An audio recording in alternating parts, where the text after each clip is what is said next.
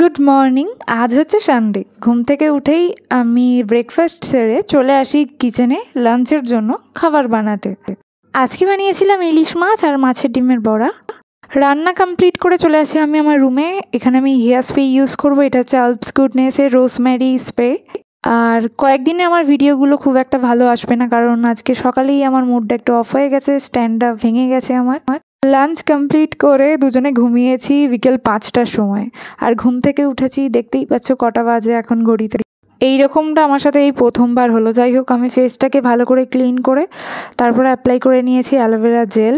রাত্রি 10টার সময় উঠলে কিভাবে রান্না করি বলো, তাই বিরিয়ানি অর্ডার করেছিলাম, সেটা দিয়েই আজকে ডিনারটা কমপ্লিট করলাম।